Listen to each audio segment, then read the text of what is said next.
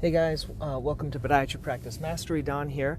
I want to talk a little bit today about some interaction I had with a physical therapist. Actually, this is my wife's cousin. He is a physical therapist from New York, and many times we refer over to physical therapy, but we don't get a chance to really chat a lot with them. And so we were talking a lot about practice management and kind of his clinic. He has kind of a unique clinic because for the price of like 2 little rooms in New York, I have a whole clinic. I think his price is like $4,000 to rent that little space, and he kind of has this concierge type of feel. But he struggles with a lot of the same things that we do in terms of increasing prices. So he's charging, I think it's $100, or what? Then if they just do cash.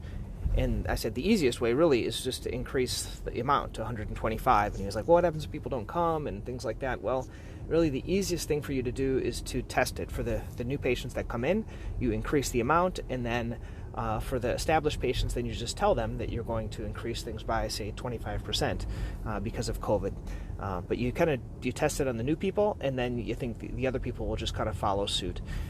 Many times patients, they don't question the price because we just have to position ourselves in the proper way. But as we were talking about some different things, he recommended a book which he gave me. I don't know if you have read this before. It's called The Miracle Morning.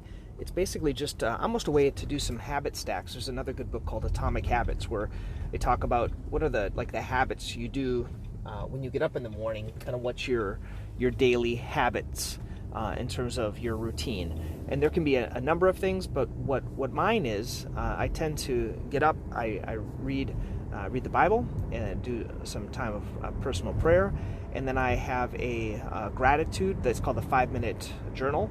It's a gratitude journal, and then I try to read something that's inspirational, and that's kind of my kind of morning routine. It takes about 45 minutes or so to do that, and then it gets my day off to the right start, and then I kind of plan my agenda and things like that for the day.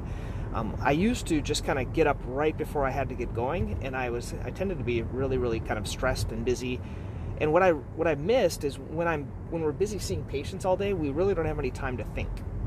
And this is a big problem. It's been one of my problems, and who really pointed it out was when I interviewed Lorcan, and I also talked to Paul Wright, and they said something that was very clear, and it was kind of humbling. It said, for many of us as podiatrists, we are what we call time poor.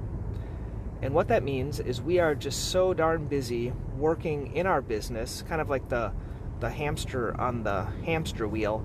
We don't have any real time to think. And if you don't have any time to think, you don't have any time to learn. If you don't have any time to learn, nothing's going to ever improve. It's just going to kind of stay the same. And so that's one of the challenges I have, and I'm sure many of you that are listening have the same thing. We're just kind of so busy that we don't have time to even know what's working and what's not working. That's where it's really good for you to kind of get away, and that can be just for an hour in the morning where you do some thinking time. It can be, I know Peter Wishney, he takes an afternoon off a week where he kind of works on his, or maybe it might even be a day off just so he can work on his business. What I tend to do is once a quarter, I go away to this thing called Strategic Coach where I kind of work on my business. And this is a kind of essential time. It needs to be planned though, because if you just take a day off, and this is something that I realize now that I'm back to working 5 days a week. I used to take Mondays off, and I just kind of took it off, but nothing really ever got done, and I never really used the time very well. Meaning it's okay if I didn't work, but I didn't really enjoy it because my kids were in school. It just wasn't a great day to have off. So what I would propose to you is just having some kind of downtime to kind of think and work on your business. And I would really recommend you either just get someone that can help you with that, because it's kind of hard to do it alone. Like if you told me, Don, you're going to have to take off a day a quarter and just to go to, like, let's say go to a hotel and just sit in a room and try to work on my business, it's really hard to do that by ourselves.